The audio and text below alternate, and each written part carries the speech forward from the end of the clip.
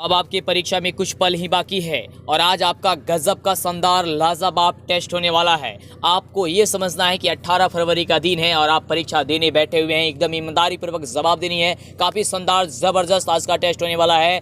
तो अभी तक इस चैनल को सब्सक्राइब नहीं किए तो सब्सक्राइब कर लीजिए, क्योंकि जब तक चैनल को सब्सक्राइब नहीं करेंगे आपको आगे से वीडियो कोई भी नहीं मिल पाएगी। और हाँ, लाइक ज़रूर कर दीजिएगा, फटाफट से लाइक फटाफट कीजिए। और आपको बता दें, इस साल आपकी परीक्षा में 138 प्रश्न गणित में पूछी जाएगी, जिसमें 100 ऑब्जेक्टिव रहेगी। उसमें से मात्र आपको 50 ही ऑब्जेक्टिव प्रश्न का जवाब देना होगा।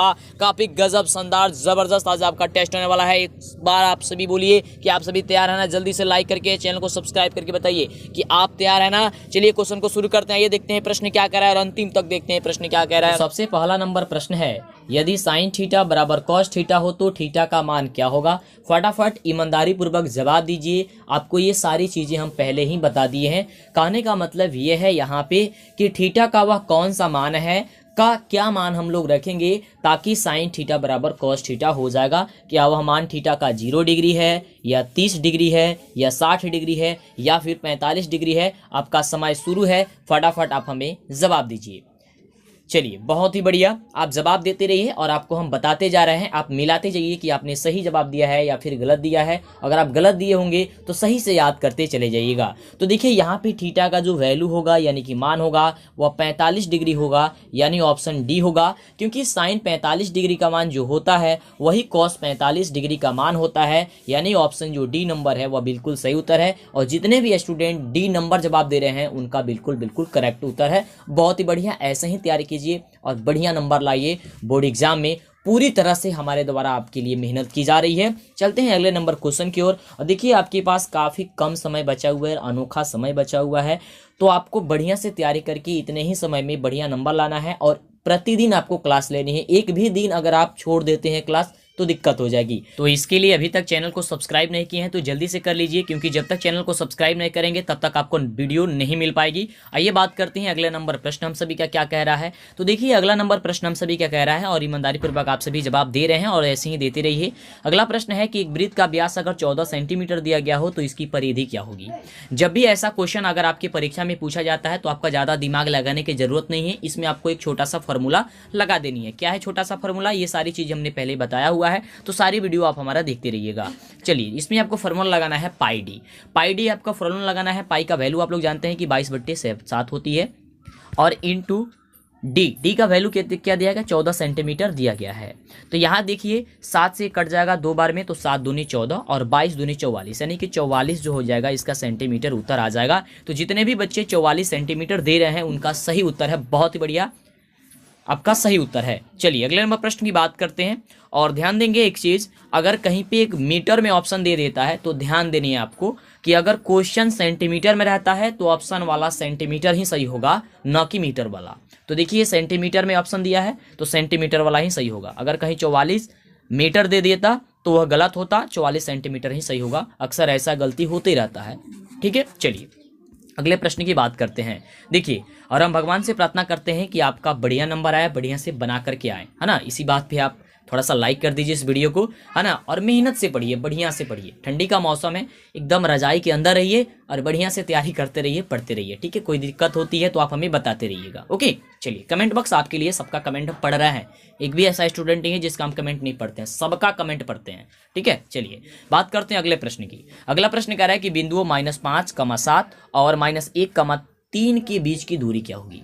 तो आपको पहले ही हमने बताया है कि दो बिंदुओं के बीच की दूरी कैसे निकाली जाती है। तो फटाफट जवाब दीजिए कि √(x2 - x1) के whole square plus y2 - y1 के होल स्क्वायर से निकाले जाती है। तो जल्दी से निकालिए, ये सारी बात आपको पता है। मज़ेदार तरीके से निकालिए, बढ़िया से निकालिए। आपको हम सही उत्तर बता देते हैं तो आप मिला लीजिएगा।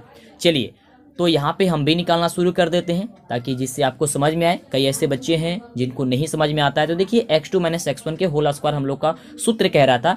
तो x2 का मान हम सभी का ये वाला है। दूसरा वाला जो बिंदु का मान दिया गया रहता है, यानी कि ये पहला बिंदु मान लीजिए, ये दूसरा बिंदु मान लीजिए। तो दूसरे वाला जो बिंदु दिया रहता है वह उसमें सबसे जो पहला अंक होता है वह x2 का होता है, यानी कि -1 जो है x2 का मान है। उसके बाद से फॉर्मूला कह रहा था कि x2 - x1, तो x1 का वैल्यू कितना है, -5 है, तो पहले ही -5 है, यानी कि माइनस माइनस आएगा तो प्लस हो जाएगा, तो +5 यहाँ पे हो जाएगा, इसका हो जाएगा होल स्क्वायर। ध्यान से समझते जाइए। उसके बाद से कह रहा था कि प्लस y2 - y1, तो y2 का मान कितना है यहाँ पे 3 है, तो 3 माइनस y1, तो y1 का मान है 7, यानी कि 7 का स्क्वायर, यानी कि -1 + 5 का स्क्वायर प्लस 3 - 7 का स्क्वायर। ठीक है, अब उसके बाद से क्या करेंगे, इसको सॉल्व करेंगे तो -1 और +5 कितना होता है 4, तो ये हो जाएगा 4 का स्क्वायर, तो 4 का स्क्वायर कीजिएगा तो क्या हो जाएगा 16 और प्लस, और यहाँ पे 3 प्लस में है और 7 माइनस में है, तो ये घट जाएगा, तो कितना हो जाएगा -4 और -4 का स्क्वायर कीजिएगा तो हो जाएगा 16, तो ये भी निकल जाएगा 16, तो हो जाएगा 16 और 16 32। जब भी स्क्वायर हम लोग करते हैं तो माइनस वाला खत्म होकर के प्लस में आ जाता है ना, तो 16 16 क्या हो गया 32। अब 32 को हम लोग क्या करेंगे, बाहर कर देंगे, तो 32 को जब हम लोग बाहर करेंगे तो क्या होगा इसका मान, आप लोग को पता है कि 4 क्या हो जाएगा 2 हो जाएगा, 4√2, यानी ऑप्शन हो जाएगा सी नंबर। तो जितने भी बच्चे सी नंबर दे रहे हैं उनका क्या है, बिल्कुल सही उत्तर है ना, ऐसे ही समझते जाइए। चलिए अगले प्रश्न की बात करते हैं। प्रतिदिन आपको टेस्ट देना है, इसके लिए चैनल को सब्सक्राइब नहीं किए तो कर लीजिए और वीडियो को लाइक कर दीजिए, जिससे हमारा मनोबल बढ़े, शेयर भी कर दीजिए दोस्तों में। चलिए अगला प्रश्न है, ध्यान से समझिएगा, कई बच्चे इस प्रश्न का उत्तर गलती देंगे। प्रश्न है कि यदि द्विघात समीकरण bx² + ax + c = 0 के मूल समान है तो क्या होगा। यहाँ पे अगर समान होंगे मूल तो यहाँ पे जो मान होगा वह क्या होगा। ऑप्शन देखिए, कह रहा है कि b² - 4ac = 0, या a² - 4ac = 0, या c² - 4ab = 0, या a² - 4bc = 0। अक्सर बच्चे जो होंगे इसमें ऑप्शन ए नंबर सही करेंगे, तो ऑप्शन ए नंबर गलत है।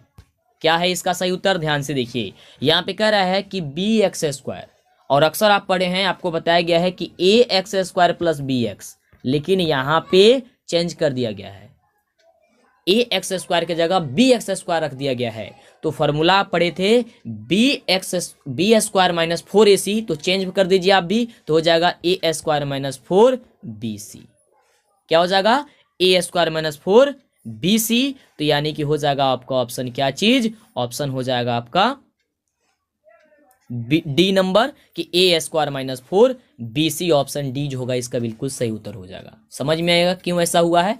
यहाँ पे देखिए ए यहाँ पे अक्सर रहता था तो हम लोग ऑप्शन ए नंबर देते थे, लेकिन यहाँ पे जो ए की जगह बी कर दिया गया है तो आपको भी ए की जगह बी और बी की जगह ए कर देनी है, यानी कि बी की जगह ए की जगह तो हो जाएगा a², माइनस है तो माइनस ही, 4 के 4, ए की जगह फिर बी की जगह तो हो जाएगा बी, और सी की जगह सी तो रहेगा ही, तो हो जाएगा इसका सही उत्तर क्या चीज, option D number a² - 4bc = 0, है ना मजा वाली बात। चलिए ऐसे पढ़िए ताकि दिक्कत ना हो, है ना। आप तो कहिएगा कि सही बना के आया है, ऑप्शन ए पे मार के आइएगा, पता चलेगा कि क्वेश्चन को बदल दिया गया है, तो इसको ध्यान में रखना है। ऑप्शन जो होगा वह डी नंबर होगा, कैसे होगा समझ लीजिए। चलिए अगला प्रश्न सोच समझ के जवाब दीजिए। चलिए बहुत ही बढ़िया है, हाँ जवाब बहुत लोगों का सही आ रहा है। अगला जो प्रश्न है वह कह रहा है कि बिंदु 2,3 की दूरी मूल बिंदु से क्या होगी। मूल बिंदु से दूरी क्या होगी, कुछ भी नहीं करना है, एकदम मजेदार है, शानदार है, जबरदस्त है। अगर ऐसा कहीं पे भी पूछा जाए मूल बिंदु से दूरी, तो आपको कुछ भी नहीं करना है, बस एगो रूट लगाना है और दोनों को स्क्वायर करके जोड़ देना है, यानी कि 2 का स्क्वायर क्या होगा 4 और 3 का स्क्वायर क्या हो जाएगा 9, तो 9 4 क्या हो गया 13। आपका आंसर क्या हो जाएगा 13, ऑप्शन सी हो गया। कुछ भी नहीं करना है, एकदम बढ़िया से बना दीजिएगा, है ना, तब बढ़िया से पढ़े रहिएगा तब ना, ठीक है। चलिए, और ये नहीं कि ऑब्जेक्टिव टाइप है तो पूरा प्रोसेस आप बनाना शुरू कर दीजिएगा, तो फिर समय खत्म हो जाएगा, तो फिर बनाइएगा का पता चलेगा कि आप सब्जेक्टिव टाइप बनाए ही नहीं। और कई ऐसे बच्चे का ये कमेंट आ रहा है, बाबू बता दे आपको सबसे पहले कि सर सब्जेक्टिव क्वेश्चन कब से बताइएगा, तो समझिए सब्जेक्टिव क्वेश्चन अब शुरू ही होने वाला है। लगातार क्लास चल रही है, अब हम सोच रहे हैं कि दिन में 2 से 3 वीडियो दें, कम से कम 3 वीडियो दे ताकि दिक्कत ना हो, सारी तैयारी आपको अच्छे से हो जाए, है ना।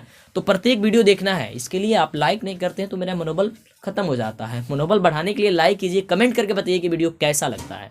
आगे बात करते हैं अगले प्रश्न की, ये रहा, फटाफट जवाब दीजिए। कह रहा क्वेश्चन कि निम्नलिखित में किसका दशमलव प्रसाद शांत है। अब शांत तो कब होता है, ये सारी चीजें हमने तो पहले बताया है, और आपका जब टेस्ट हो रहा है तो बताइए फिर जवाब क्या होगा इसका आप जवाब जो है वो क्या होगा, सही आपको ये बताना है ना, तो बताइए इसका शांत जो होगा वो कौन सा होगा। हाँ तो कब होता है, बहुत बढ़िया सही जवाब आ रहा है, तो बहुत ही बढ़िया।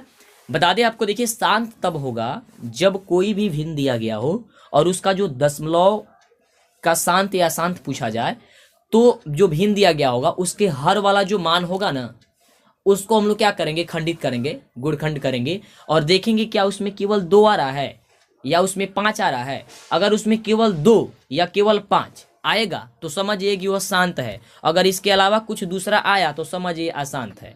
तो इसमें देखिए भिन्न में आपका ऑप्शन ए में ही जो है वो दिखाई दे रहा है, क्या है, 3/8।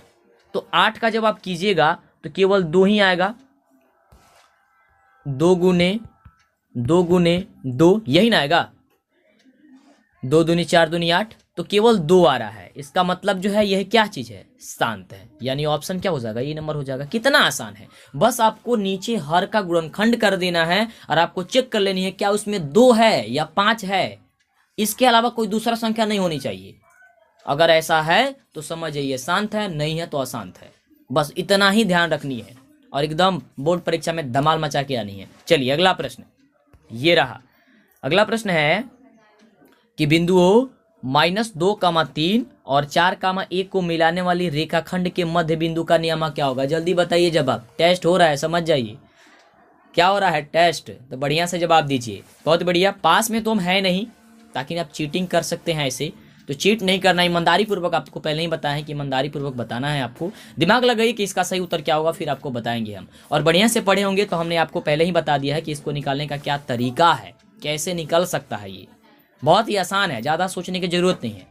चलिए बहुत बढ़िया बताते हैं, इसको धीरे से समझते जाइए और जिनको आता है वो बना करके में उत्तर बताएंगे, जिनको नहीं आता है वो समझते जाइएगा। देखिए क्या करना है आपको, तो दोनों बिंदुओं में के पहला जोड़ करके 2 से भाग दे देना है, फिर उसके बाद वाले को जोड़ करके 2 से भाग दे देना है। तो देखिए यहाँ पे क्या करना है, पहले -2 को और +2 को जोड़ करके 2 से भाग देना है। तो -2 और +4/2 तो कितना हो जाएगा, ये हो जाएगा 2/2 यानी कि 1 हो गया। तो 1 आपका निकल जाएगा 1, और फिर इसके बाद वाला जोड़ करके 2 से भाग दे देनी है, यानी कि 3 और 1 कितना हो गया, 4/2। 3 और +1/2 यानी कि 4/2, तो हो जाएगा क्या चीज, 2। यानी कि क्या निकल गया, 1 कमे 2। तो 1,2 देखिए किस में है, किसमें है 1,2, तो ऑप्शन ए में ही है, यानी कि ऑप्शन ए जो होगा बिल्कुल सही उत्तर हो जाएगा। क्या करना है, कुछ ज्यादा कुछ दिमाग नहीं लगाना है, जो दोनों बिंदु दिया गया है उसके सामने सामने वाला का जोड़ना है। जैसे कि -2 और 4 दिया गया है, तो जोड़ेंगे इसको, क्या हो जाएगा 2, और नीचे 2 से भाग देना है, तो क्या हो जाएगा 2/2 यानी कि 1 हो जाएगा। और फिर इसमें जोड़ना है 3 और 1 में, तो 3 और 1 कितना हो जाएगा 4, और 4 में 2 से कीजिएगा तो क्या हो जाएगा 2, यानी कि 1,2 का क्या हो जाएगा, बिल्कुल सही उत्तर हो जाएगा। ओके चलिए अगला प्रश्न ये रहा। ऐसे आपको बढ़िया से समझते जाना है। तो देखिए अगला जो प्रश्न है वो प्रश्न हम सभी का देखिए कह रहा है कि एक लंबवृत्तीय बेलन जिसकी त्रिज्या r तथा ऊंचाई h का वक्र पृष्ठीय क्षेत्रफल क्या है। ये तो आपका फॉर्मूला हो गया, ये तो बढ़िया आसान हो गया, ये तो और भी आसान हो गया क्वेश्चन, केवल आपको फॉर्मूला बता देना है। तो बता दीजिए कि लंबवृत्तीय बेलन जिसकी त्रिज्या r हो और ऊंचाई h हो तो वक्र पृष्ठीय क्षेत्रफल क्या होता है। तो आप यही ना कहिएगा ऑप्शन बी नंबर कि 2πrh होता है। तो आपका बहुत बहुत बढ़िया, आप लोग सही जवाब दे रहे हैं। हाँ ऐसे ही जवाब दीजिए बढ़िया तरीके से, बहुत ही बढ़िया, बहुत ही बढ़िया बाबू, बहुत ही बढ़िया। हाँ ऐसे ही सोच सोच समझ करके जवाब दीजिए। क्या बात है, मजा आ रहा है ना, सबको बता दीजिए मजा आ रहा है ना, लाइक करके बता दीजिए मजा आ रहा है ना। हाँ बहुत ही बढ़िया। चलिए, और चैनल को नहीं सब्सक्राइब किए तो फिर आपकी टेस्ट वगैरह की कुछ भी का वीडियो नहीं मिल पाएगी। चलिए बात करते हैं अगले प्रश्न की। अगला देखिए प्रश्न क्या कह रहा है। तो देखिए अगला जो प्रश्न हम सभी का वो कह रहा है कि सेक 60 डिग्री का मान क्या होता है। बताइए सेक 60 डिग्री का मान क्या होता है, फटाफट बताइए। ये सारी चीज़ें हमने पहले आपको बता दी है, और ट्रिक के माध्यम से कैसे इसे निकाला जाता है अगर कहिएगा, ज़्यादा अगर वीडियो पे लाइक आता है, शेयर होता है और आप हमें कमेंट करके बताते हैं तो इसे याद करने का तरीका बता देंगे कि sin 60 का मान क्या होता है, sin 30 का मान क्या होता है, sec 60 का क्या होता है, tan 30 का क्या होता है, मतलब इसे कैसे निकाला जाता है। ये सारी चीज़ें भी हम आपको क्या करेंगे, बता देंगे। तो फटाफट जवाब दीजिए, पहले इसका क्या होता है फिर आपको बताते हैं, फिर मिला लीजिएगा कि आपने सही दिया है फिर गलत दिया है। गलत दिए होंगे तो क्या कर लीजिएगा, आप मिला लीजिएगा, सही से याद कर लीजिएगा। ओके, तो आप सभी जानते हैं कि सेक 60 डिग्री का जो मान होता है वो 2 होता है, यानी ऑप्शन सी हो जाएगा। ये तो काफी आसान क्वेश्चन था। हाँ बहुत ही बढ़िया, चलिए क्या बात है, बहुत बढ़िया, ऐसे ही जवाब देते रहिए। अगला प्रश्न की बात करते हैं, और अंतिम में हमें जरूर बताइएगा कि आपने कितने प्रश्न का सही जवाब दिया है, ईमानदारी पूर्वक, है ना, ईमानदारी पूर्वक जवाब देंगे। चलिए आगे बात करते हैं अगले प्रश्न की। तो देखिए अगला प्रश्न काफी आसान प्रश्न है, बढ़िया प्रश्न है और सोच के जवाब देनी है आपको। ये सारे क्वेश्चन पहले बता दिए हैं, तो इसीलिए कहते हैं आपको एक भी वीडियो नहीं छोड़नी है। ऐप को डाउनलोड नहीं किए तो डाउनलोड कर लीजिए। ये सारा क्वेश्चन हम आपको ऐप में अपलोड कर दिए हैं, है ना। तो जा करके डाउनलोड कर लीजिए। कहाँ मिलेगा? नीचे लिंक जो है डिस्क्रिप्शन में दिया गया है, या आप प्ले स्टोर पर जाकर के मंटू सर लिखिएगा ना, MANTUSIR, तो भी आपको ऐप मिल जाएगी। या आप चैनल का नाम सर्च कीजिएगा प्ले स्टोर पे DLS एजुकेशन, तब भी आपको ऐप मिल जाएगी, है ना। तो डाउनलोड कर लीजिएगा, इंस्टॉल कर लीजिएगा। क्वेश्चन है कि सार बनतर डी हो सकता है, धनात्मक, ऋणात्मक, शून्य, इनमें से सभी। जवाब दीजिए। तो क्या बात है, बहुत ही बढ़िया, सभी लोग का जवाब आ रहा है डी नंबर। और आपको पहले भी बताया भी हमने कि क्या हो सकता है, सार बनतर जो होता है वह डी का मान सभी हो सकता है, क्योंकि डी का मान कभी कभी क्या होता है, धनात्मक भी आता है सार बनतर, कभी कभी ऋणात्मक भी आता है, और कभी कभी शून्य भी हो जाता है डी का मान। तो यानी कि तो सब आता है ना, तो इसलिए इनमें से सभी हो जाएगा, है ना। चलिए अगला प्रश्न देखिए, इस प्रश्न का जवाब दीजिए। कमाल का प्रश्न है कि 5 + 3√2 है और इसे सिद्ध करने के लिए भी आता है। तो पढ़िएगा तब तो बढ़िया से सिद्ध हो पाएगा ना, और नहीं आता है सिद्ध करने के लिए तो आप हमसे कहिए, हम आपके लिए बने हुए हैं। बस हम चाहते हैं कि आपकी तैयारी मस्त हो, जबरदस्त हो, परीक्षा में जाए तो सोचे ना, है ना, चीट लेकर के ना जाना पड़े, जो चीटिंग होता है ऐसा ना करना पड़े आपको। पहले ही पढ़ लें, कहीं पे भी बैठे, किसी के सामने बैठे तो आप उसे जवाब दे सके, उसका मुंह तोड़ जवाब दे सके कि हैं हम लोगों में काबिलियत, हम कर सकते हैं ऐसा। बढ़िया से पढ़िएगा तब तो, है ना। इसलिए चलिए जवाब दीजिए कि 5 + 3√2 क्या है। हाँ बहुत ही बढ़िया है, सबका जवाब आ रहा है। क्या चीज है? अपरिमेय संख्या है। कैसे अपरिमेय संख्या, इसके बारे में भी जान लीजिए, क्योंकि अगर कोई पूछ दिया कि 5 + 3√2 जो है वो अपरिमेय संख्या है, कह तो दिया आपने, लेकिन कैसे है ये कह सकते हैं आप। तो इसको तो सिद्ध कराने के लिए तो हम तो सिद्ध करा ही देंगे, लेकिन केवल अगर मुंह से बताना होगा, जैसे अपने जुबान से बताना होगा किसी को, तो कैसे बताइएगा? उसको बोल दीजिएगा कि 5 एक परिमेय संख्या है। क्यों परिमेय संख्या है? तो इसे हम लोग P/Q के रूप में लिख सकते हैं, यानी कि 5/1 लिख दिए कि नहीं लिख दिए, तो P/Q के रूप में आ गया। और 3√2 जो है, इसमें जो √2 है वह अपरिमेय है। क्यों अपरिमेय है? क्योंकि इसे हम लोग P/Q के रूप में नहीं लिख सकते हैं। तो नहीं लिख सकते हैं तो क्या हो जाएगा? यह अपरिमेय हो जाएगा। एकदम सिंपल भाषा में समझा देते हैं आपको, है ना, और अच्छे से तो आपको पढ़ाए ही है। क्या हो जाएगा? P/Q में हम नहीं लिख सकते हैं, तो यह अपरिमेय है। और हम लोग जानते हैं कि परिमेय संख्या और अपरिमेय संख्या का जोड़, चाहे घटाव, चाहे गुणा और चाहे भाग, कुछ भी हो, उसका क्या होता है? अपरिमेय ही होता है। तो क्या हो जाएगा? इसका उत्तर इसलिए अपरिमेय हो गया। क्यों हुआ ये भी आपने समझा, तो समझ समझ के पढ़िए। चलिए आगे बात करते हैं अगले प्रश्न की। ये रहा प्रश्न, कह रहा है कि निम्न में से कौन अभाज्य है? इसमें से कौन है जो अभाज्य है? अब अभाज्य कौन होता है कई बार आपको बताया है हमने, तो बताइए क्या बात है। बहुत ही बढ़िया, रटना नहीं है, पढ़ना है, मैथ है, गणित है ये। और आप जब बढ़िया से नंबर लाइएगा ना, हमें तो उम्मीद है पूरी तरह से आपसे कि बढ़िया नंबर जरूर लाइएगा, और हमारा नाम और हमारे इस चैनल का नाम जरूर रोशन कीजिएगा। आपका तो नाम रोशन होगा ही, अगर आप बढ़िया बिहार टॉपर करते हैं और टॉपर बनते हैं हमारे चैनल से पढ़ करके, तो बहुत सारा आपके लिए करने वाले हैं हम।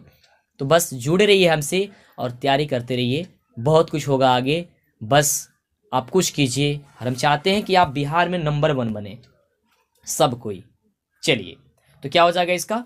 Option C number. हाँ ऑप्शन सी नंबर ही होगा। कैसे होगा इसे भी समझ लीजिए। देखिए नंबर 1 बनना है आपको एकदम बिहार में, और बिहार टॉपर तक का सफ़र है हमारे साथ। हम कोशिश है हमारी यही कि आप सभी को इतना बढ़िया से पढ़ा दें ताकि आप टॉपर तक सफ़र आसानी से तय कर लें।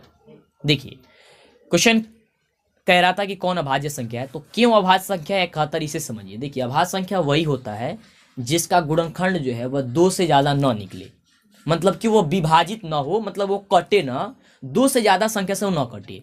एक 1 से और एक खुद संख्या से, जैसे 71 है तो 71 से, बाकी दूसरा से नहीं कट सकता है।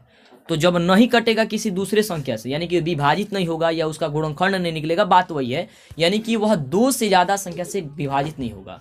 2 से ज़्यादा यानी कि एक खुद संख्या और एक 1 से, इसके अलावा किसी दूसरे से अगर विभाजित नहीं होता है तो समझिए कि वो क्या है? अभाज्य संख्या। जैसे 71 हो गया, 11 हो गया, 11 को किससे विभाजित कीजिएगा? एक 1 से, 1 से विभाजित हो जाएगा, और एक खुद संख्या से विभाजित हो गया, यानी कि 11 ही से। उसके अलावा कोई दूसरी संख्या से ये कटेगा? नहीं कट सकता है। 71 है, 71 भी 1 से होगा, फिर 71 से होगा, इसके अलावा कोई दूसरी संख्या से कट ही नहीं सकता है। तो जब भी ऐसा प्रश्न आएगा तो क्या हो जाएगा? आपका ऑप्शन सी हो जाएगा।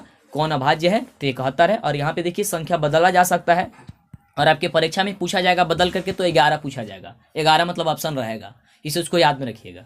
चलिए बात करते हैं अगले प्रश्न की।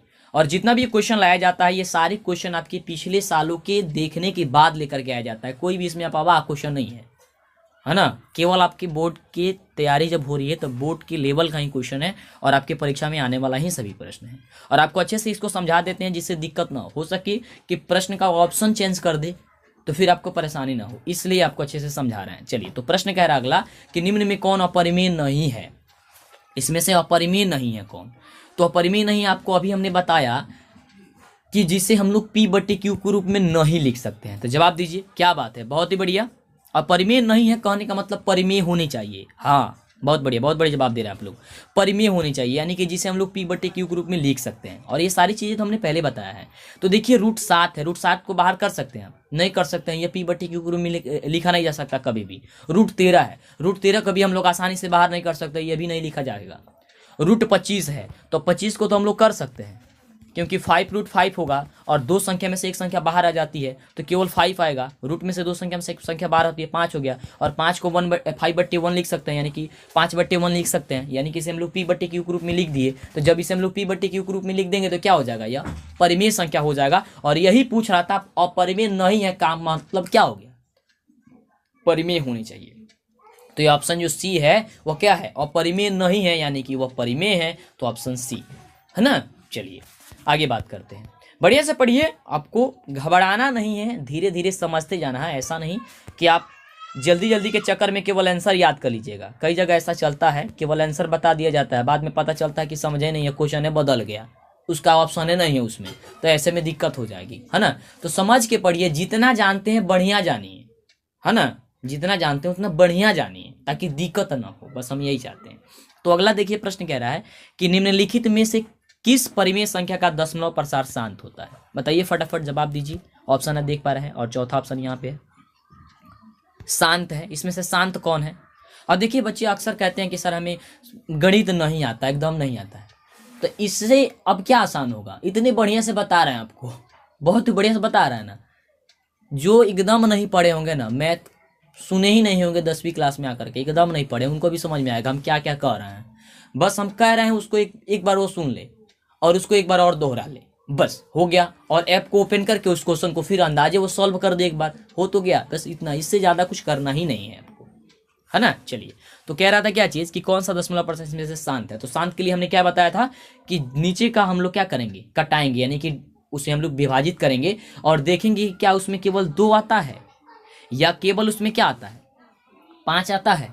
तो जब केवल 2 या 5 आ जाएगा तो समझ जाएगा वो क्या है, शांत है, अन्यथा वह अशांत हो जाएगी। तो यहाँ पे देखिए ऑप्शन बी में 160 दिया गया है और 160 दिया गया है, और 160 को जब आप कीजिएगा तो क्या हो जाएगा, ये केवल इसमें 2 आएगा। तो देखिए यहाँ पे कटाते हैं हम लोग, 2 से करेंगे इसको क्या हो जाएगा 80, फिर 2 से करेंगे तो क्या हो जाएगा हम लोग 40, फिर 2 से करेंगे तो क्या हो जाएगा 20, है ना। 2 से करेंगे तो क्या हो जाएगा 10, और 2 से करेंगे तो क्या हो जाएगा यहाँ पे 5, है ना। अब फिर इसको जब हम लोग यहाँ पे 2 लिखेगा और यहाँ पे 5, और 5 से करेंगे तो 1, यानी कि केवल इसमें 2 और 5 आवा, इसके अलावा दूसरा कोई संख्या आया ही नहीं है। तो जब भी ऐसा अगर 160 को करेंगे या कोई भी संख्या हो, केवल उसमें अगर 2 आता है या तो 5 आता है, अगर यही 2 संख्या रहता है, अगर इसके अलावा कोई दूसरा संख्या रह गया तब तो गड़बड़ है। अगर यह दोनों संख्या रहेगा तब तो क्या हो जाएगा, आपका ऑप्शन बी नंबर सही हो जाएगा, यानी कि वह शांत हो जाएगा। इसके अनुसार क्या हो जाएगा, ऑप्शन बी नंबर होगा, है ना। क्या होना चाहिए, ध्यान से सुनिए कि शांत होने के लिए उसके हर के गुणनखंड जब हम करें, यानी कि जब उसे हम विभाजित करें तो केवल 2 आना चाहिए, नहीं तो 5 आना चाहिए। इसके अलावा कोई दूसरा संख्या आया वह अशांत हो जाएगी, ध्यान में रखिएगा। चलिए अगला प्रश्न कह रहा है कि 2 लगातार सम संख्याओं का महत्तम समापवर्तक क्या होता है। 2 लगातार सम संख्या का महत्तम समापवर्तक क्या होता है, बताइए, बताए हैं। हाँ बहुत ही बढ़िया, चलिए बहुत ऐसे बच्चों का सही जवाब आ रहा है। महत्तम समापवर्तक यानी कि HCF, हाँ HCF मौस, जिसे कहते हैं नहीं मौस, हाँ मौस, HCF बताना आपको, है ना। चलिए, तो कैसे होगा, दो लगातार सम संख्या, तो सम संख्या का क्या हो जाएगा, हाँ सी नंबर आपका सही है, सही है, सी नंबर सही है। कैसे होगा इसे भी समझ लीजिए। देखिए कह रहा है कि दो लगातार सम संख्या, तो मान लीजिए दो लगातार संख्या, दो के बाद चार है ना, है लगातार है, 2 4 6 8 10 ऐसे ही, तो दो के बाद चार, तो चार हो गया, तो 2 और 4 का मौसा निकालिएगा तो क्या होगा, 2 दूनी 4, तो कट गया, क्या हो गया, मौसा 2 आ गया। ऐसे निकालिए 4 और 6 का, 4 का और 6 का, तो 4 एकम 4 और यहाँ पे घट जाएगा 2, फिर यहाँ से 4, यानी कि 2 दूनी 4, कट गया, फिर क्या आ गया 2। यानी कि जब भी आप निकालिएगा दो लगातार सम संख्या का मौसा यानी कि HCF, तो आपका जो संख्या आ जाएगी वो क्या आ जाएगी, 2 ही हो जाएगी, यानी ऑप्शन जो हो जाएगा वह सी नंबर हो जाएगा। समझ रहे हैं। चलिए आगे बात करते हैं अगले प्रश्न की। अगला जो प्रश्न है हम सभी का, देखिए वह कह रहा है, कमाल की प्रश्न है, समझिएगा, ऐसा ही प्रश्न का आता है। कह रहा है कि यदि अल्फा तथा बीटा द्विघात बहुपद x² + x - 2 की शून्यक हो तो 1/α + 1/बीटा का मान क्या होगा। ऐसा प्रश्न जब आए आपकी परीक्षा में तो कैसे बनेगा, कॉपी और कलम आपके सामने है, निकाल करके बैठे होंगे, क्योंकि गणित का टेस्ट हो रहा है, तो टेस्ट में आपको तो बढ़िया से याद करके जवाब देने की जरूरत होती है, सॉल्व करके जवाब देने की जरूरत होती है, तब करिए जल्दी जल्दी, है ना। आपको बताया है कैसे किया जाता है, और जो लोग नहीं जानते हैं, जो साफ एकदम नहीं पढ़े हैं, वो समझते जाइए और इसके पीछे वाला वीडियो आप देखते रहिए, क्योंकि देखेंगे तब तो बढ़िया से टेस्ट दे पाएंगे ना। चलिए, तो इसको निकालने के लिए सबसे पहले क्या किया जाता है, आपको अल्फा प्लस बीटा और अल्फा इंटू बीटा का मान निकाला जाता है, अल्फा प्लस बीटा और अल्फा इंटू बीटा। तो अल्फा प्लस बीटा का एक फॉर्मूला होता है -b/a, क्या होती है, -b/a। तो यहाँ पे b का वैल्यू क्या है, 1 है, b का वैल्यू क्या है, ये जो सबसे पहले रहता है वह 1 रहता है, और उसके बाद रहता है b रहता है, उसके बाद रहता है c रहता है। तो x जो है वह नहीं है आपका b का वैल्यू, उसके अंदर किसी से गुणा किया गया है, गुणांक होता है वही होता है। तो गुणांक x के साथ किससे गुणा किया गया, 1 से गुणा किया गया है, तो 1 हो जाएगा, यानी कि -b/a, तो -1/a का मान क्या आ जाएगा, फिर यहाँ पे 1, यानी कि -1 आ गया। तो अल्फा प्लस बीटा का मान क्या आया, -1, और अल्फा इंटू बीटा का होता है c/a, यानी कि c का मान क्या है, -2/a, a का मान क्या है, यहाँ पे 1 हो जाएगा, तो -2/1 यानी कि हो जाएगा माइनस का क्या चीज, 2 हो जाएगा। अब आपको ये निकालनी है कि 1/α + 1/बीटा का वैल्यू निकालना है। तो इसको निकालने के लिए क्या करेंगे हम लोग, सबसे पहले इसको लिख लेते हैं, 1/α + 1/बीटा। सबसे पहले इसको क्या करेंगे हम लोग, भिन्न का जोड़ करेंगे। तो अल्फा और बीटा का यहाँ पे हम लोग जब करेंगे लघुत्तम समापवर्तक, सॉरी मौसा बोल दिए, लघुत्तम करेंगे यहाँ पे, तो क्या होगा, अल्फा इंटू बीटा होगा, ठीक। और अल्फा से अल्फा कट जाएगा, ऊपर हो जाएगा बीटा, और बीटा से बीटा कट जाएगा, बच जाएगा अल्फा। बस यहाँ पे जोड़ किए, भिन्न का जोड़। और अभी आपको हमने बताया कि अल्फा प्लस बीटा का मान क्या निकला था, -1 निकला था, तो वही रख देंगे, अल्फा प्लस बीटा चाहे बीटा प्लस अल्फा था, -1/, और अल्फा इंटू बीटा का मान क्या था, -2 आया था, यानी कि -1/-2, तो माइनस से माइनस कट जाएगा, यानी कि 1/2। तो आपका देखिए 1/2 कहाँ आंसर है, तो ऑप्शन ए नंबर है, तो ए नंबर आपका क्या हो जाएगा, सही हो जाएगा। भिन्न का जोड़ कैसे निकाला जाता है आपको पता है, सबसे पहले लघुत्तम समापवर्तक निकालते हैं, फिर उसको क्या करते हैं, देखते हैं कि डिवाइड करके, और फिर उसको जोड़ देते हैं, है ना। तो निकल के क्या आया है, ऑप्शन ए नंबर आ गया। चलिए ऐसे सॉल्व करके बताते रहिएगा तो अच्छा रहेगा। अगला प्रश्न देखिए, ये प्रश्न कई ऐसे बच्चे से नहीं बन पाता है, और कई ऐसे टीचर है वो भी नहीं बना पाते हैं इस क्वेश्चन को। ध्यान से समझिए क्वेश्चन क्या है। कह रहा है कि यदि किसी समानांतर श्रेणी का nवां पद an + b है तो इसका पदांतर क्या होगा। पदांतर का मतलब होता है सारबंतर। तो यहाँ पे देखिए क्वेश्चन कह रहा है कि यदि किसी समानांतर श्रेणी का nवां पद क्या हो, an + b हो, तो पदांतर क्या होगा। तो सिंपल तरीका से हम लोग निकाल देंगे। सबसे पहले हम लोग यहाँ पे n का वैल्यू मानेंगे, माना कि n = 1 2 ... उसके बाद से इसे सॉल्व करेंगे, तो an जो दिया गया है उसके बदले हमने 1 मान लिया है, और प्लस b, तो ये क्या हो जाएगा, a + b, इसे मान लेंगे समीकरण नंबर 1। अब फिर क्या करेंगे, n के बदले 2 मान लेंगे, यानी कि a × 2 + b, ठीक है। तो a में 2 से गुणा करिएगा तो क्या हो जाएगा, 2a + का b हो जाएगा, इसे मान लेंगे समीकरण नंबर 2। अब इस तरीके से सजा लेंगे इसे, a + b, 2a + b, हम लोग का निकला कि नहीं निकला, डॉट डॉट डॉट कर लेते हैं हम लोग। समीकरण से 1 माने, इसे 2 माने, और हम लोग का सारबंतर क्या होता है, अब ये समानांतर श्रेणी में आ गया कि नहीं आ गया। अब हम लोग का समानांतर जो श्रेणी होता है उसमें हम लोग पादांतर क्या करते हैं, A2 में से A1 को घटाते हैं और जो मान होता है वही हम लोग क्या होता है, D का वैल्यू होता है। यानी कि दूसरा में से पहला को घटा देंगे और जो घट करके आएगा वही हम लोग का क्या होता है, मान होता है। तो यहाँ पे क्या करेंगे, 2A + B में से घटाएंगे A + B को। तो जब इसे घटाएंगे तो पहले लिख लेते हैं 2A + B और माइनस प्लस क्या होता है, -A और फिर माइनस प्लस क्या होता है, -B, है ना। अब देखिए यहाँ पे देखिएगा तो B प्लस में है और एक B माइनस में है तो कट जाएगा, तो B तो खत्म हो गया और दो गो A में से A गो A खत्म हो जाएगा क्योंकि 2A प्लस में है और -A एक है तो -A खत्म हो जाएगा, क्या हो जाएगा, केवल A बचेगा। दो गो A में से A गो A खत्म हो जाएगा, घट जाएगा तो क्या आ जाएगा, A बचेगा। यानी कि आपका पदांतर जो होगा वह A हो जाएगा, यानी कि ऑप्शन B नंबर हो जाएगा। समझे कैसे बनता है। हाँ बहुत बढ़िया। कई ऐसे बच्चे हैं जो बी नंबर जवाब दे रहे थे और आपका सही उत्तर है। चलिए अगले नंबर प्रश्न की बात करते हैं। अगला देखिए प्रश्न कह रहा है, काफी आसान प्रश्न है कि बिंदु P 6, -5 का भुज क्या होगा। देखिए एक होता है भुज और एक होता है कोटि, आपको बताए हैं हम पहले ही, तो जवाब दीजिए। और लाइक नहीं किए प्लीज लाइक कर दीजिए और चैनल पे पहले बना तो सब्सक्राइब कीजिए क्योंकि नहीं मिलेगी आपको टेस्ट वगैरह हर चीज जब तक आप चैनल को सब्सक्राइब नहीं करे रखेंगे। तो चैनल को सब्सक्राइब कर लीजिए और शेयर कर दीजिए कि जितना ज़्यादा बच्चे रहेंगे उतना आपको पढ़ने में मज़ा आएगा, टेस्ट देने में मज़ा आएगा।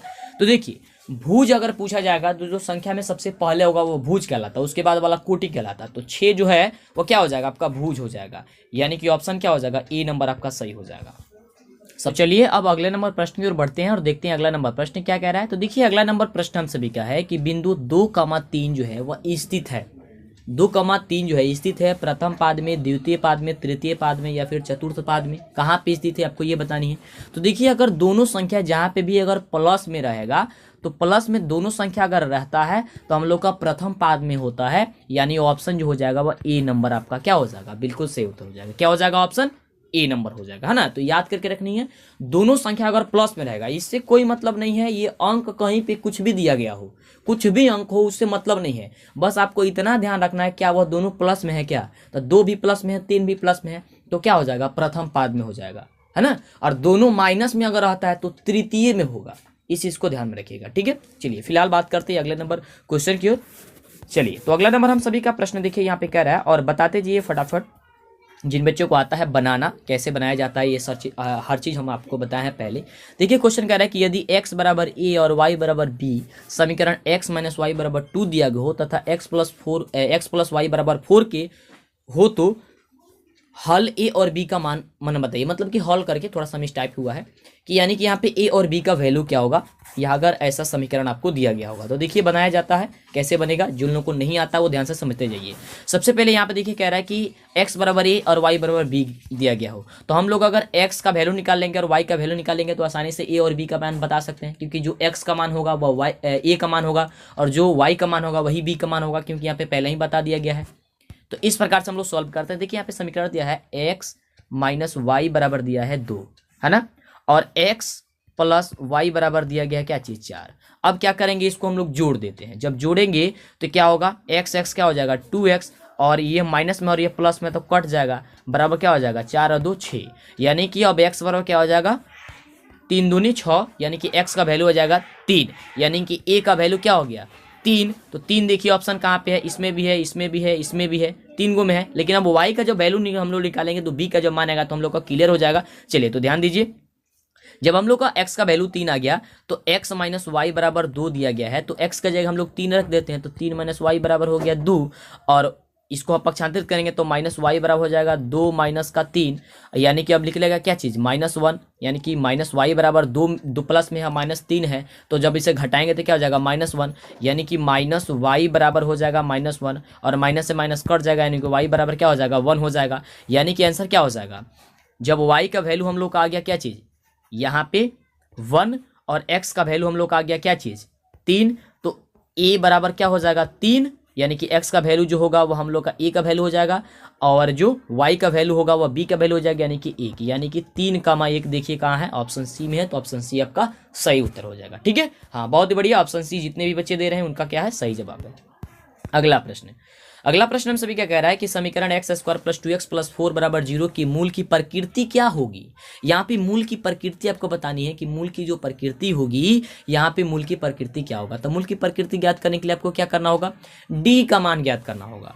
तो डी बराबर आप लोग क्या हो जाते हैं, बी स्क्वायर माइनस 4ac जानते हैं। क्या जानते हैं, डी बराबर बी स्क्वायर माइनस 4ac, यानी कि 2 का स्क्वायर क्या हो जाएगा 4 और 4 गुणे ए सी, तो 4 गुणे ए का मान है 1 और गुणे सी का मान क्या है 4, यानी कि 4 4 16 और 16 अब माइनस में हो गया और 4, यानी कि 4 माइनस 16, तो 4 माइनस 16 कीजिए क्या हो जाएगा माइनस का 12, यानी कि डी का जो वैल्यू आ गया क्या आ गया, डी का वैल्यू कम आ गया किससे, 0 से। तो जब डी का वैल्यू कम हो जाएगा 0 से तो फटाफट बताइए कि क्या होता है उस समय। हाँ, तो इसका उत्तर क्या हो जाएगा, ऑप्शन सी। बहुत बढ़िया, आप लोग सही जवाब दे रहे हैं। अवास्तविक होता है, क्या होता है, अवास्तविक होता है अगर डी का वैल्यू क्या हो जाए, छोटा हो जाए किससे, 0 से। तो ये बात याद करके रखिएगा। चलिए आगे बात करते हैं अगले क्वेश्चन की। तो देखिए अगला क्वेश्चन हम सभी का कह रहा है कि बिंदुओं 4, -1 और 2, 3 के बीच की दूरी क्या होगी। तो दूरी कैसे निकाला जाती है फटाफट बताइए, ये आपका टेस्ट हो रहा है ना, तो फटाफट जवाब दीजिए। और जिनको नहीं आता वो ध्यान से समझता जाइए कैसे बनेगा। देखिए यह बनेगा x2 - x1 के होल स्क्वायर और प्लस y2 - y1 का क्या चीज़, होल स्क्वायर से। ठीक है, तो यहाँ पे x1 का मान होता है और y1 का मान होता है, और यह x2 का मान होता है और यह y2 का मान होता है ना। तो देखिए कह रहे कि x2 - x1 का होल स्क्वायर, क्या कह रहा है, x2 माइनस यानी कि 2 - 4 का whole square plus y2 - y1 यानी कि 3 माइनस 1 का होल स्क्वायर। तो पहले ही से माइनस दिया गया, यानी कि माइनस माइनस क्या हो जाएगा प्लस, यानी कि 1 का होल स्क्वायर। तो यहाँ देखिए यहाँ पे 2 -4 दिया गया, तो क्या हो जाएगा -2, और -2 का स्क्वायर कीजिएगा तो क्या हो जाएगा 4, और प्लस यहाँ पे देखिए 3 और 1 4, 4 का स्क्वायर कीजिएगा हो जाएगा 16, तो क्या हो जाएगा 4 और 16 कितना हो जाएगा 20, और 20 जब हो जाएगा तो 20 को बाहर कर दीजिए, और जब आप 20 को बाहर कीजिएगा तो इसका सही क्या हो जाएगा, ऑप्शन डी नंबर हो जाएगा कि 2√5 हो जाएगा। क्या हो जाएगा 2√5 होगा जब इसे रूट हम 20 को बाहर करेंगे। तो कैसे बाहर करेंगे ध्यान से समझ लीजिए। यहाँ पे रूट आपका 20 दिया गया था, तो 20 दिया गया तो 20 को जब आप लोग करेंगे खंडित करेंगे तो 2 × 2 × 5 होगा। और आप सभी जानते हैं कि 2 में से मतलब कि 2 को अगर संख्या होगा रूट में तो 2 में से 1 बाहर होता है, यानी कि 2 में से 2 बाहर हो जाएगा तो 2, और रूट आपका 5 बाहर नहीं होगा तो 5 हो जाएगा, यानी कि 2√5 आपका क्या हो जाएगा सही उत्तर हो जाएगा, यानी कि ऑप्शन डी। ठीक है, चलिए अगले प्रश्न की ओर बढ़ते हैं।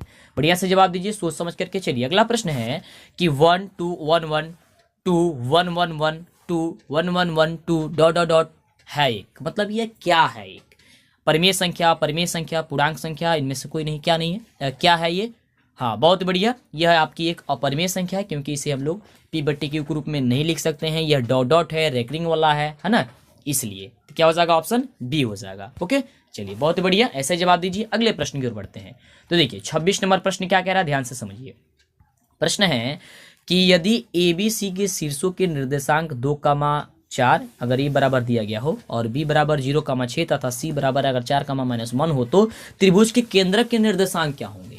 केंद्रक का निर्देशांक क्या होगा, क्या होगा फटाफट बताइए, आपको हम पहले बताए हुए हैं है ना। चलिए, और आप नहीं जानते हैं, जो स्टूडेंट नहीं जानते हैं उनको बता देते हैं, ध्यान से समझिए। देखिए कुछ भी नहीं करना है, इसमें क्या करना है, जो बिंदु दिया गया है उनका पहला वाला जोड़ करके सबका 3 से भाग देना है।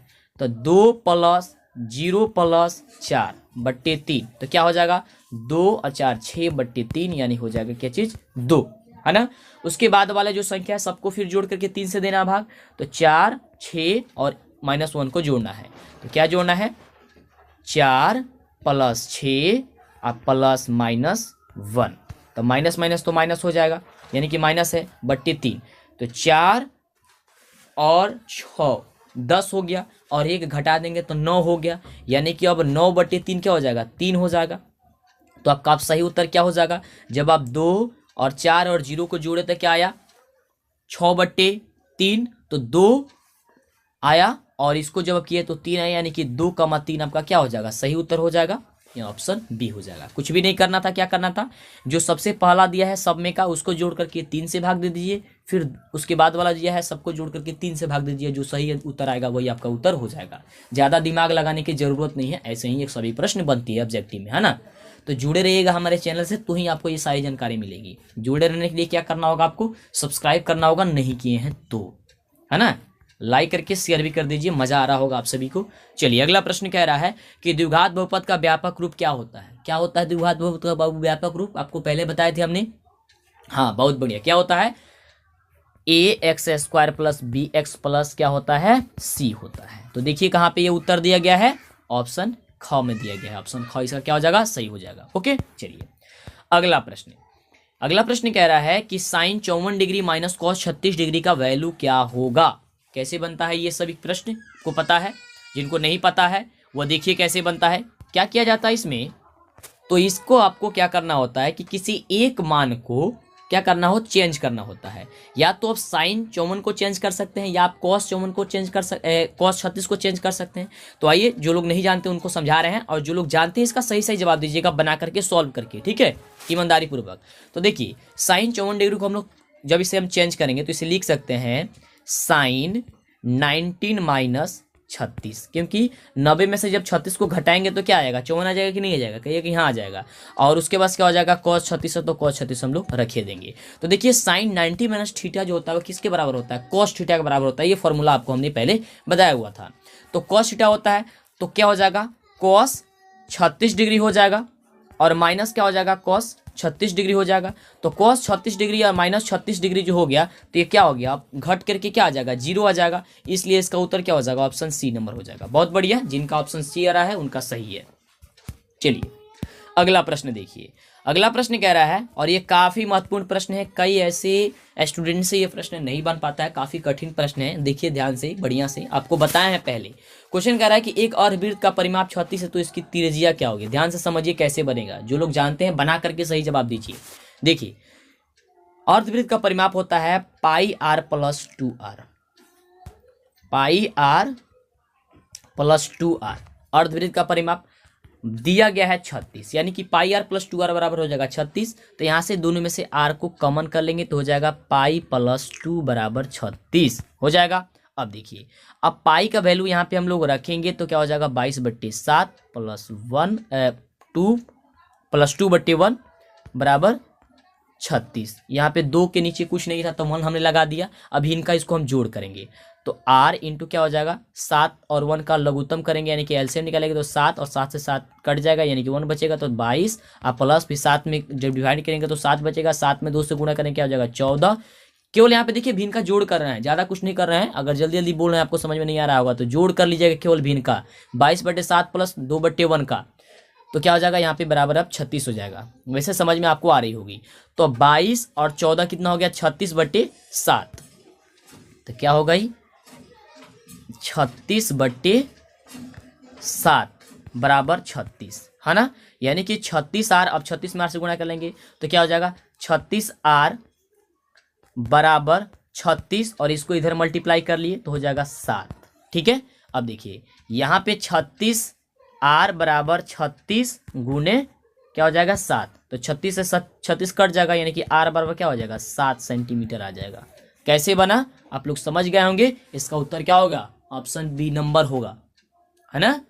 चलिए आगे बात करते हैं अगले प्रश्न की। तो देखिए अगला प्रश्न हम सभी का कि समानांतर श्रेणी 54, 51, 48, 45 डॉट डॉट का 10वां पद क्या होगा। फटाफट बताइए, 10वां पद सॉल्व कीजिए जल्दी, जितना जल्दी हो सकता है। चलिए आपको बताए थे क्या चीज, जो लोग नहीं जानते हैं वो देखते रहिए, सही जवाब बताते हैं और मिला लीजिएगा। आपको बताए थे जब भी ऐसा क्वेश्चन पूछा जाए, 10वां पद, 11वां पद, 12वां पद, कोई भी पद पूछा जाए तो उसमें से आपको क्या करना है, उसमें आपको a प्लस लिख करके, जितना पद पूछेगा उसमें से आपको एक घटा करके d का मान गुणा कर देना, यानी कि 10वां पद हो जाएगा 9d।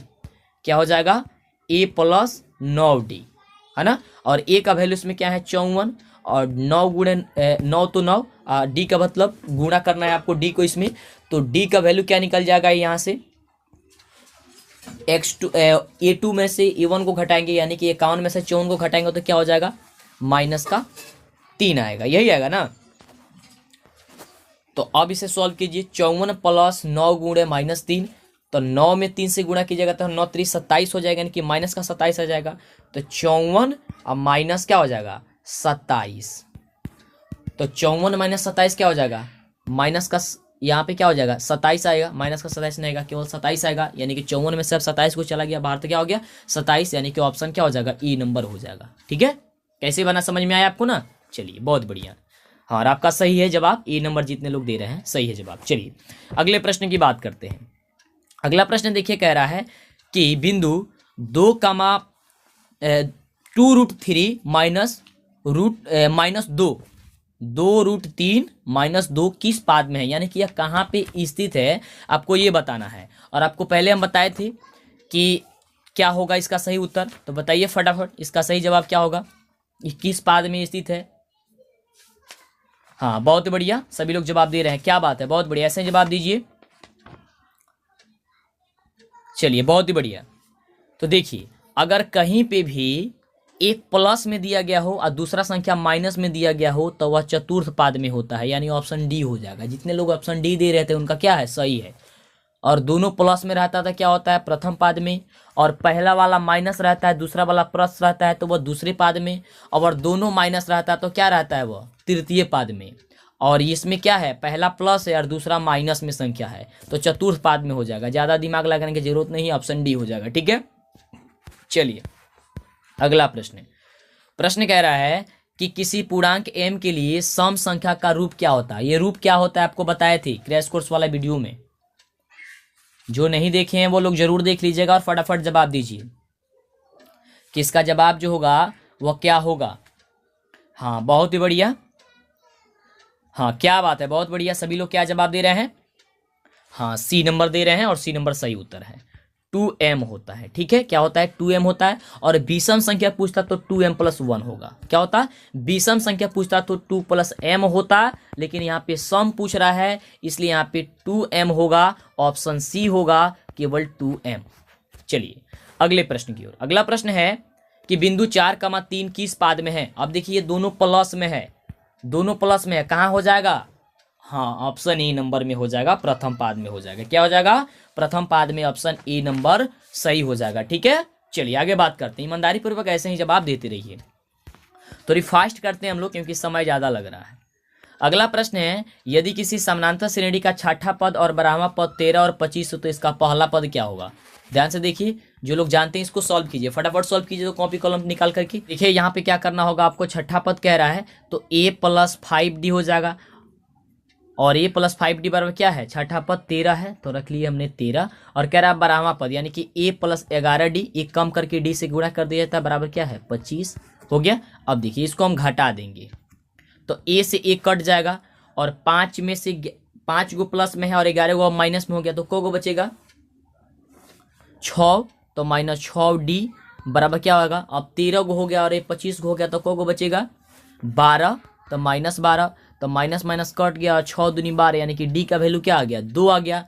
जब यहाँ पे d का वैल्यू क्या आ गया, 2 आ गया है, तो यहाँ पे जो मान दिया गया था a + 5d बराबर 13, तो अब 2 रख दीजिए, a + 5 × 2 बराबर 13, तो a + 10 हो जाएगा बराबर 13, और जब इसे पक्षांतरित कीजिएगा तो क्या हो जाएगा, a बराबर 13 - 10, यानी कि हो जाएगा ये बराबर क्या चीज़ 3। तो a बराबर 3 देखिए कहाँ पे है, इसमें ऑप्शन ही नहीं दिया गया है, ऑप्शन बी नंबर में होगा, यहाँ पे 30 लिखा गया है 3 की जगह। ठीक है, ऑप्शन इसका आंसर 3 होगा। ठीक है, गलती ऑप्शन टाइप हुआ है, यहाँ पे 3 होगा, इसे सुधार लीजिएगा। ठीक है, क्या होगा 3, 30 नहीं होगा 3 होगा, गलती से टाइप हो गया। ठीक है, चलिए आगे बात करते हैं।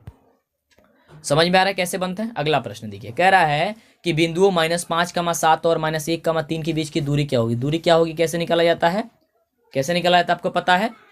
चलिए x2 - x1 और y2 - y1 का होल स्क्वायर से, तो यहाँ पे -1 और माइनस माइनस हो जाएगा 5, प्लस हो जाएगा तो स्क्वायर, प्लस फिर 3 और -7 का स्क्वायर, तो यहाँ पे क्या हो जाएगा, -1 है और ये है तो 4, 4 का स्क्वायर क्या हो जाएगा 16, और फिर इसका हो जाएगा क्या चीज़ -4, तो -4 का स्क्वायर हो जाएगा 16, यानी हो जाएगा 32। अब 32 को जो बाहर की जगह क्या हो जाएगा, हाँ 4√2 हो जाएगा। क्या नंबर हो जाएगा, ऑप्शन सी नंबर, अब क्या हो जाएगा, बिल्कुल करेक्ट उत्तर हो जाएगा। ठीक है, चलिए बहुत ही बढ़िया, आगे बात करते हैं। सही से ईमानदारी पूर्वक जवाब देते रहिए। अगला प्रश्न है कि कोसेक 45 का मान जो होता है वह मान क्या होता है।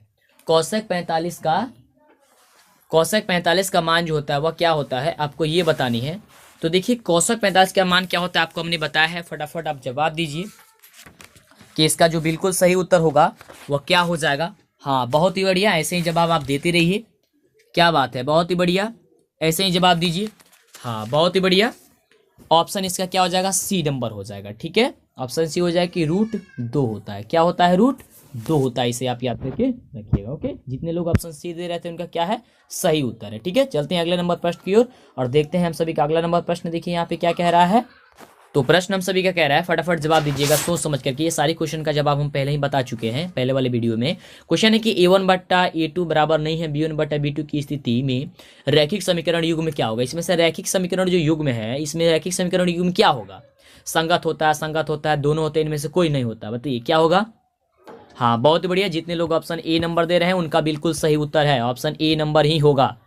ठीक है, क्या होगा, ऑप्शन ए नंबर, अगर a1 बट्टे a2 बराबर नहीं होता है b1 बट्टे b2 तो। ठीक है, चलिए अगले प्रश्न की ओर। अगला प्रश्न हम सभी का कह रहा है कि त्रिघात बहुपद का व्यापक रूप क्या होता है। व्यापक रूप आपको बताना है, क्या होता है व्यापक रूप बाबू, आपको पता है, बताया है। हाँ बहुत ही बढ़िया, क्या होता है, ax3, हाँ ऐसे ही जवाब दीजिए, ax3 plus bx² plus cx plus D होता है। तो कहाँ पे ये ऑप्शन दिया गया है, ऑप्शन सी नंबर में। हाँ जितने लोग ऑप्शन सी दे रहे हैं उनका क्या है, सही जवाब है। चलिए थोड़ी फास्ट करते हैं अब हम लोग। अगला क्वेश्चन कह रहा है कि यदि अल्फा कमा बीटा, और फास्ट आप लोग ये बनाइए, द्विघात बहुपद f(x) बराबर दिया गया x² माइनस 5x प्लस 7 के मूल हो तो 1 बटे अल्फा प्लस 1 बटे बीटा का मान क्या होगा। यहाँ पे भी आपको क्या करना होगा, पहले अल्फा प्लस बीटा और अल्फा इंटू बीटा का मान ज्ञात करना होगा। तो अल्फा प्लस बीटा बराबर क्या होता है, माइनस बी बटे ए, तो माइनस बी यानी कि माइनस बी, तो बी का मान यहाँ पे 5 है, तो माइनस बी कह रहा है, तो माइनस माइनस क्या हो जाएगा, प्लस, यानी कि 5 बटे अब क्या हो जाएगा, 1 हो जाएगा, क्योंकि ए का मान 1 है, यानी कि अल्फा प्लस बीटा का मान क्या निकल जाएगा, 5, और अल्फा इंटू बीटा का मान निकालिए तो सी बटे ए, तो यानी कि 7/1, यानी कि हो जाएगा क्या चीज, 7/1 बराबर 7, यानी कि एक 5 निकला एक 7 निकला। और आपको मान क्या बताने हैं, 1 बटे अल्फा प्लस 1 बटे बीटे की। इसको सबसे पहले भिन्न कीजिए, भिन्न का जोड़, तो भिन्न का जोड़ कीजिएगा तो यहाँ पे अल्फा बीटा हो जाएगा, और अल्फा अल्फा कट जाएगा बीटा, और फिर बीटा से बीटा कट जाएगा अल्फा। अब यहाँ पे क्या हो गया, alpha plus beta, beta plus alpha, तो अल्फा प्लस बीटा का मान क्या आया था, 5 आया था, और अल्फा इंटू बीटा का मान 7 है, 5/7। देखिए कहाँ ऑप्शन है, ऑप्शन बी नंबर में। ऑप्शन बी नंबर क्या हो जाएगा, बिल्कुल राइट उत्तर हो जाएगा। जो लोग नहीं समझ पा रहे हैं वो समझते जाइए, और जो लोग समझ गए हैं पहले से वो बना के हमको उत्तर बताइए, और अंतिम में जरूर बताइएगा कि आपने सही जवाब दिया या फिर गलत जवाब दिया है। और प्रतिदिन आपका टेस्ट हो रहा है, प्रतिदिन, एक भी दिन आपको टेस्ट नहीं भूलना है। कब, शाम को 7:30 पे। अगर आप किसी कारणवश नहीं आ पाते हैं तो यह टेस्ट बाद में भी दे सकते हैं, यह वीडियो अपलोड ही रहेगा, और ईमानदारी पूर्वक जब भी जवाब देना हो तो दीजिएगा। ठीक है, और प्रत्येक सब्जेक्ट का टेस्ट होगा। ठीक है, चलिए अगला प्रश्न कह रहा है कि द्विघात बहुपद 2x² प्लस x माइनस 6 के शून्यक क्या होंगे। इसमें से शून्यक बताना है आपको, क्या होगा। तो शून्यक ज्ञात करने के लिए जिनको आता है फटाफट ज्ञात करके बताइए, कॉपी और कलम निकल के बैठिए जब भी बैठ रहे हैं तो। जिनको नहीं आता वो ध्यान से समझते जाइए, देखिए, और जो देख करके समझ रहे हैं वह वीडियो को फिर देखेंगे, देख करके जवाब देने का तब प्रयास करेंगे, ताकि वह उनको याद हो बढ़िया से और बनाने को समझ में। ऐसा ना हो केवल वीडियो देख लेने से समझ में नहीं आएगा, जब तक मेहनत नहीं कीजिएगा। पहले एक बार वीडियो, जिनको नहीं आता वो एक बार वीडियो को देख ले, पूरा समझ ले कि कैसा कौन क्वेश्चन बन रहा है, फिर वीडियो का स्टार्ट करें, और तब आप जवाब देने का प्रयास करें। जब भी वीडियो देखें जवाब देने का तब प्रयास करें, यानी कि पहले आपको वीडियो एक बार देख करके समझ लेनी है, उसके बाद जवाब देनी है। और जो लोग पहले से समझे हैं वो तो टेस्ट तो दे ही रहे हैं, जिनको नहीं समझ में आ रहा है या नहीं पढ़े हैं पहले हमसे, उनके लिए बोल रहा है। ठीक है, चलिए तो शून्यक निकालने के लिए क्या किया जाता है, ध्यान समझिए। यहाँ पे 2x² प्लस x माइनस 6 दिया गया है, तो इसको बराबर हम लोग कर लेते हैं 0। उसमें क्या किया जाता है, देखिए पहला वाला जो दिया गया है और अंतिम वाला जो इनको गुणा किया जाता है। तो 2x² माइनस 6 को गुणा किया जाए क्या हो जाएगा, 12x² हो जाएगा माइनस में। तो 12x² को अब तोड़ करके बीच वाले मान के बराबर लाना पड़ता है, तो क्या लिखिएगा तो हो जाएगा मान, तो 2x² प्लस यहाँ पे अगर हम लोग लिखते हैं 4x माइनस 3x, तो क्या हो जाएगा यहाँ पे बराबर 6, तो 4 में से 1 हो जाएगा, तो क्या हो जाएगा, x बच जाएगा, और यहाँ पे 4x में माइनस 3x से गुणा करेंगे तो 12x² हो जाएगा। तो बराबर आ गया कि नहीं आ गया, तो कहिएगा कि हाँ। अब देखिए इन दोनों में से, देखिए दोनों को दो जगह कर लेते हैं और इसमें से कॉमन लेते हैं। तो 2x² और 4x में क्या कॉमन है, तो कहिएगा कि सर 2x कॉमन है, क्योंकि 2x इसमें भी है 2x इसमें भी। तो 2x जब बाहर कर लेंगे तो केवल x बचेगा, और यहाँ पे प्लस जब इसमें से 4x में से जब 2x कॉमन ले लेंगे केवल क्या बचेगा 2, और माइनस, और इसमें से क्या कॉमन होगा, तो 3 कॉमन होगा, क्योंकि इसमें तो x है ही नहीं, x तो कॉमन ले नहीं सकते हैं। तो क्या हो जाएगा यहाँ पे x और प्लस क्या हो जाएगा 2 बराबर क्या हो जाएगा 0। और ध्यान दीजिएगा यहाँ पे देखिए x+2 आया है और यहाँ पे भी x+2 आया है। अगर ऐसा आएगा यानी दोनों का मान अगर बराबर आएगा तो भी क्वेश्चन आप बना रहे हैं तो सही है, नहीं तो गलती हो जाएगा। तो देखिए जब भी गुणखंड करते हैं तो ये दोनों जो मान आया है ना वो समान आना चाहिए, जैसे हमारा समान आया है ऐसा ही आपका भी आना चाहिए तब भी सही है। तो देखिए यहाँ पे 2x - 3 बराबर 0 एक हो जाएगा और इन दोनों में से एक हो जाएगा, यानी कि 2x - 3 बराबर 0 और एक हो जाएगा क्या चीज़, एक हो जाएगा आपका x + 2 बराबर 0। तो जब 2x - 3 बराबर 0 है तो x का वैल्यू क्या आ जाएगा, यहाँ पे सॉल्व कर देते हैं। 2x - 3 बराबर 0 है तो 2x बराबर हो जाएगा 3, x बराबर हो जाएगा 3/2। तो 3/2 कहाँ है, ऑप्शन ए में है। और यहाँ पे क्या कह रहा था, जब x + 2 बराबर 0 हो तो x का वैल्यू हो जाएगा -2, यानी कि 3/2 और -2, यानी ऑप्शन ए में ही है। तो ऑप्शन ए हो जाएगा क्या चीज़, करेक्ट हो जाएगा। समझ में आया कैसे बन रहा है। हाँ बहुत ही बढ़िया, जितने लोग सही सही जवाब दे रहे हैं बहुत बढ़िया है, ऐसा ही जवाब आप देते रहिए। चलिए अगले प्रश्न की बात करते हैं। अगला प्रश्न देखिए कह रहा है, यहाँ पे भी वैसे भी प्रश्न है, वैसा ही जैसे आपको पहले अभी बताया हमने कि 1/α + 1/β का मान निकालना है। x² + 2x + 3 का दिया गया है और इसका 1/α + 1/β का मान निकालना, सॉरी 1/α + 1/β का मान। ठीक है, पढ़ने में जल्दी जल्दी गड़बड़ हो जाती है तो इसे माफ कीजिएगा। ठीक है, बढ़िया से पढ़ लीजिएगा। आइए बढ़िया से पढ़ देते हैं।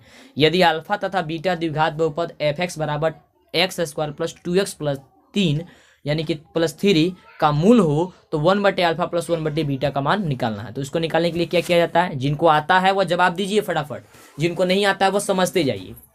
देखिए सबसे पहले अल्फा प्लस बीटा निकाला जाता है, तो अल्फा प्लस बीटा होता है -b/a, तो -b यानी कि 2, तो -2/a, a का मान 1 है तो -2 ही हो जाएगा, क्योंकि -2 में अगर 1 से भाग देंगे तो -2 होगा। चलिए उसको वहीं पे छोड़ देते हैं, अल्फा इंटू बीटा।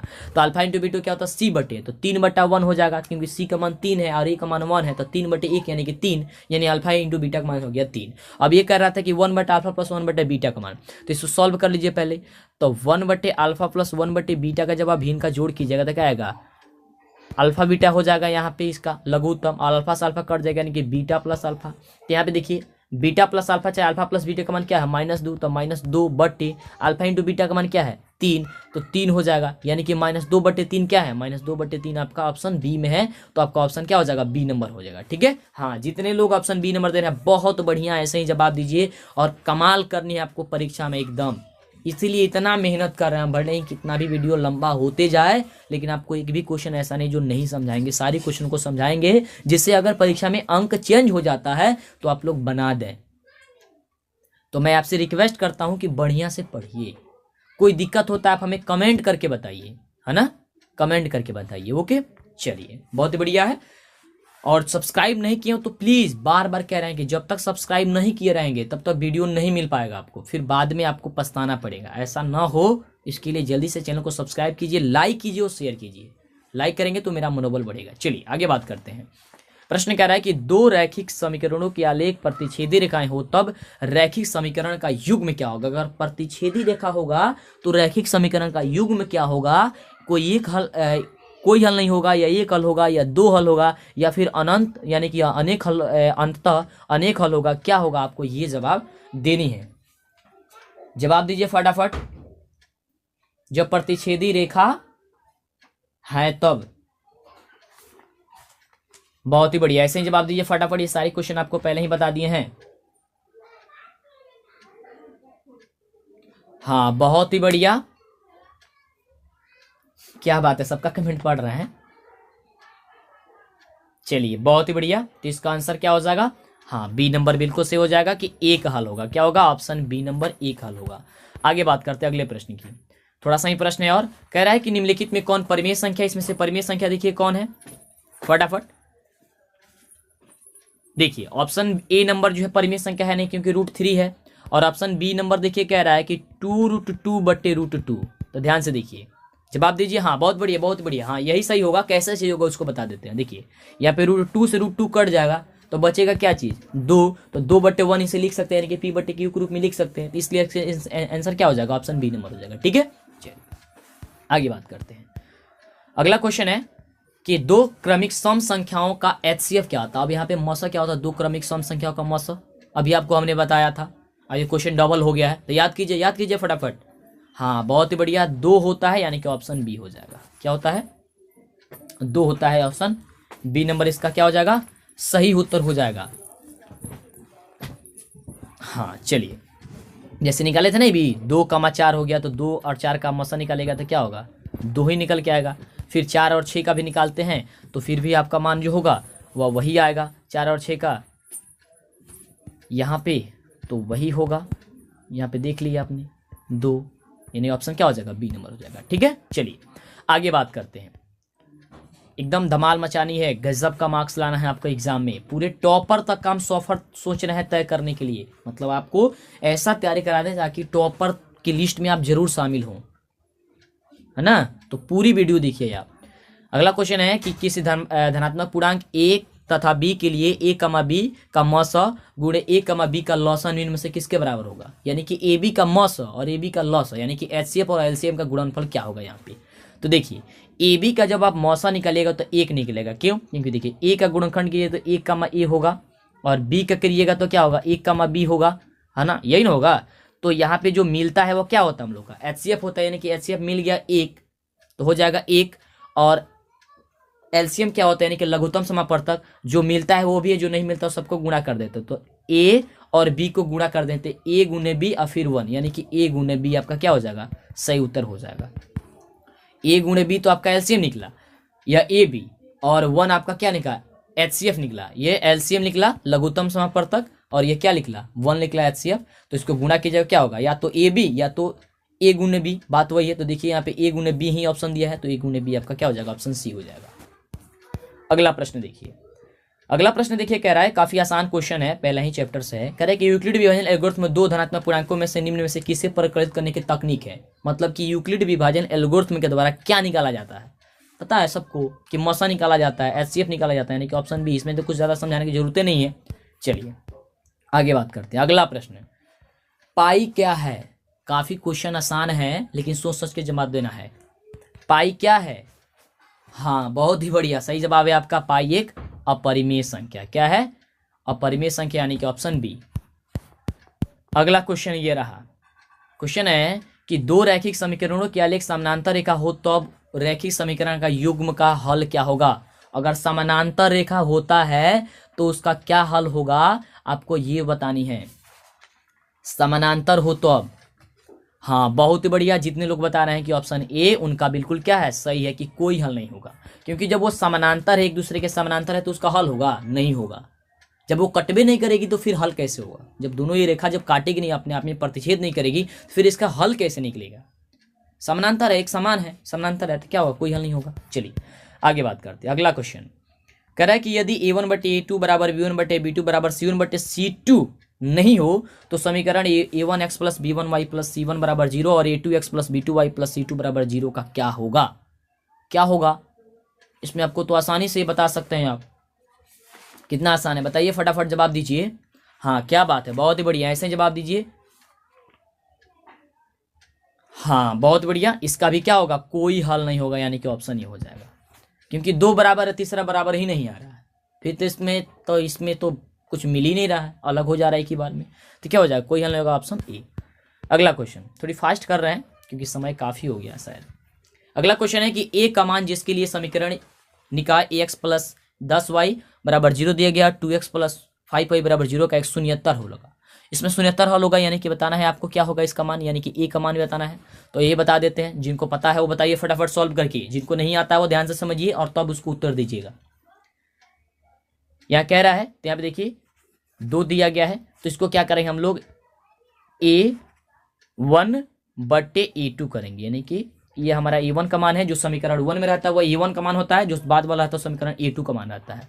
तो a1/a2 यानी कि a/2 यानी कि a2 का मान है 2 बराबर क्या होता है? b1/b2, तो b1 का मान है 10/b2, b2 का मान है 5। यहाँ पे देखिए a में जब यहाँ पे गुना कीजिएगा तो होगा 5 पे, और 2 में कीजिएगा तो 20, यानी कि 5 पे बराबर क्या हो जाएगा? 20। 5 पे बराबर क्या हो जाएगा? 20। तो 5 चौका 20, यानी कि a बराबर कितना? 4।